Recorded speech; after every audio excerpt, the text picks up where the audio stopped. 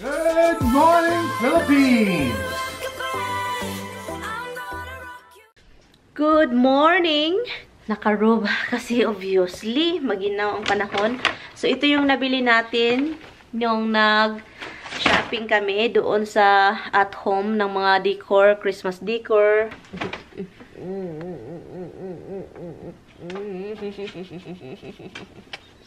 Okay na, move na. Move. Katay ng gunting. Si Brenda may appointment, yung babae. And, so ngayon, hindi pa siya nag-drive, diba? Meron siyang appointment para something sa kanyang, basta yun, alam niyo na.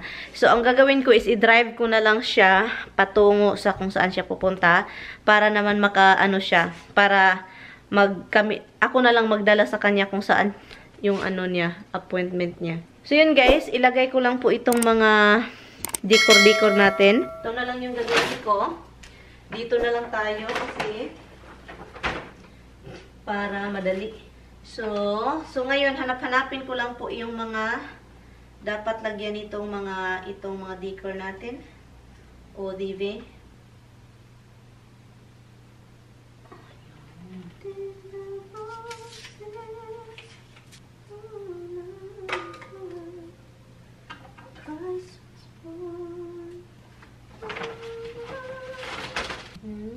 Maganda siya, oh. Maganda to siya, guys. Look. Maganda siya. Okay, ito, tatlo tong nakuha ko. Hindi balance. Kailangan i-balance. Hindi ko maabot, Ang hirap kasi kapag short ka, kapag short ka, Hi, guys! Maganda yung panahon ngayon. So, alis tayo. Cancel po yung ni Brenda, ganap, pero aalis pa rin kami. Pupunta na naman kami sa mura-mura store, yung mga mumurahing store. Punta lang kami. Nakapagbihis na kasi ako, nakapag-ready na. And then tumawag siya na cancel. Sabi ko, alis na lang tayo. You guys want something? Bigyan ko lang ito ng treats, itong mga tubwa. Meron sana akong gawin nung yung Christmas tree, di ba meron kaming mga ornaments, mga sibiyanan. Pero sabi ko, next time na lang yan. Marami pa man tayong time. Malayo pa yung Christmas. Malayo pa. Hindi, malayo pa nga yung Thanksgiving. Yung mukha ni Roxy. Sabi pa ni Roxy, kaluka, everyday na lang yan. Naisip ni Roxy ba, everyday na lang ikaw mawawala. Hey guys, let's go. Asan yung phone ko? I don't have my telephone. I can't find my telephone, Roxy. Where is my telephone, oh? Nakita ko na yung phone ko. Alam niyo ba kung asan? Doon, natabunan. Na-cover siya. Mga damit kong hinubad. Kaloka. Maganda yung panahon ngayon. Alam niyo, ang daming nagkakat ng grass. Ang daming nagkat ng grass. Kasi I think ito na yung pinaka-last na cut ata. Hindi naman tumubo yung mga grass. Hindi tumubo. Na lang, ang daming dahon ba? Yun na lang yung problema talaga. Anyway, I have to charge my phone anyway. Oh, yun. And yun.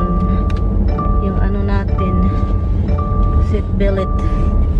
Seat billet, seat billet. Later. Hi guys! It's already almost It's 5 o'clock na. 5:04 na ng gabi. Ngayon lang ako nakauwi. Naginabihan na naman ako. Si Brenda yung kasama ko the whole afternoon. Pumunta kami sa Goodwill. Naghanap kami ng mga, of course, second-hand na mga magagandang damit. Pero wala kaming nakita. So, yun. So, ngayon, pumunta kami sa Filipino store. Kumain. And then, pagkatapos namin kumain, pumunta kami sa warehouse kung saan sa kabilang dulo ng mundo. Sa iba na sa ibang route pa opposite side. So kaya sobrang natagalan. Kaya ngayon plus bumalik na naman ako doon kung saan si Brenda nakatira sa kabilang dulo na naman. Kaya nagabihan. So guys, ito yung nabili ko sa dollar store. Well actually it's a hardware. But of course it's $1.99 each. And this one is $2 something. This one is no. Oh, this one is $1.99. 199. Look, mga Christmas decor. Ito lang yung 299. Ito yung sinabi ko guys na ano, parang ano sa Christmas tree, parang abubot. Tomorrow for sure. Good morning! Good morning everything! Good morning sa inyong lahat dyan. Good morning guys! It is 10:42 ng umaga. And ang ginagawa ko lang is naglalaba. Hindi ko po ito alam. I-ano ko mula ito guys. And then, ito yung sinasabi kong i-wrap ko. Ito muna yung gagawin natin ha. Christmas tree muna bago tayo mag-ano sa basement. Dalhin yung mga gamit. Stop eating that! Ano ginoo ko yung... So, ay, ito pala. Ito pala, ito. Look. Ito pala yung... Guys, ang hirap pala gawin. Ang hirap gawin. Hindi man siya too obvious. I think hindi siya too obvious. Is it obvious? Yeah, ang hirap. Oy. Kailangan ko palagyan dito. Dito na side. So, yun. Dyan na ako sa baba dyan. And then, doon. Pababa ng pababa. Ganun. Basta kayong Christmas tree natin pula. Nawala na ako ng lakas. Gutom na ako. And then, kailangan ko pang initin itong bulanglang ko. Yun. Initin ko siya dyan. Kasi po, bumili din pala ako ng malunggay. Ang problema, itong malunggay nasa freezer, nasa refrigerator siya the whole time. And then, yun. Ilagay natin siya. So, niluluto ko siya. Yun. And, gutom na ako, guys. Iba pa naman ako magutom, guys. Para akong ano, baliw. Walang lakas. So, kailangan lang siyang bukalin. Palutuin. Alam nyo, pagkatapos kong kumain, parang na food coma ako. Hindi makagalaw sa sakit. Yun yung pinakamahirap talaga kapag gutom. Ang dami mong kainin. Kasi, gutom pa ako. Kain pa more. Pagkatapos niyan, no more movement. Sakit na mag-ano. Ito pala yung in-order ko, guys. Para sa GoPro natin.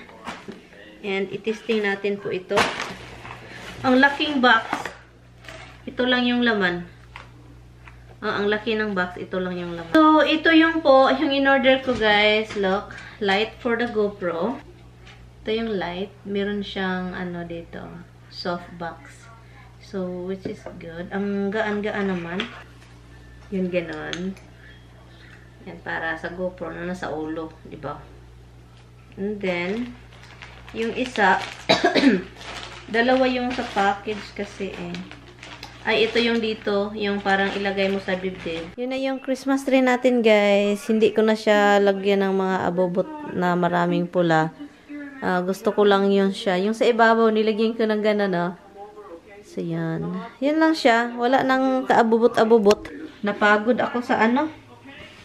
Sa kakalinis. Sa basement. Kausap ko si Mister. Sabi ko sa kanya, sana andito ka, para tayong dalawa yung mag-ano. Yung ano ng light ba? Sobrang bright. So, sabi ko sa kanya, sana andito nga para tayong dalawa. Kasi nakakaburyo. Mag-isa sa bahay. Edit ako ng edit. Kaya yung salamin, kahit saan na lang malagay. Kasi wala akong masyadong ginagawa Edit lang ng edit. So, ano na? Gutom na kayo? Gutom na ang mga baby? Ang aga-agang magutom. Ano ng oras? Hindi pa nag-5 o'clock. Gutom na. Kasi, sobrang aga pag early in the morning. Gusto nang mapakain before 5. Kaya gutom pag, hapon. Ang dami kong kinain lunch. Nasanay na ako na hindi ko makain ng dinner, guys, kapag ako lang dito. Nasanay ako. Kagabi, nagutom ako. Mga 9 something o'clock. Sabi ko, nagutom ako. Sabi ko, ayaw ko talagang kumain kasi patulog na ako nasa bed na ako. Si Tami, kausap ko kagabi, nagalit kasi bakit daw ako hindi kakain. At ngayon, hindi na naman ako kakain. Anyway guys. So, yun lang yung ganap ko sa buhay ngayong araw. Wala na masyadong ganap talaga. Nakakaburyo pa minsan, no? Yung parang, ang sad. Hindi ako pinapunta ni Tami kanina doon. Sa bahay. Sabi pa niya, huwag ka nang magpunta dito. Kasi, siya na lang daw magpunta sa Costco. So, hindi na ako nagpunta. Sabi niya na, sabi ko magpunta ako dyan para mag-Costco lang. Hindi na uwi agad. Sabi niya, nonsense. Sabi ko, mag-spend time man ako sa iyo. Of course, na pupunta ako dyan and then hindi ako mag-spend time sa iyo. Tumawag kasi siya late. Natulog siya ng matagal. Guys, it's already 7, almost 8 o'clock, 7:57. And madilim na dito. Ito lang yung light naka-on. And palabasin ko muna itong aso for the last time. Kasi po, si Misty hindi umihi. Pinalabas ko siya, hindi siya umihi. So ngayon, wala na. Ang aga natutulog ng mga kapitbahay, guys. Ang aga. Kasi maaga nang magdilim. Almost mga 6 o'clock, dilim na. 5:30, madilim na. Anyway, I will see you guys tomorrow.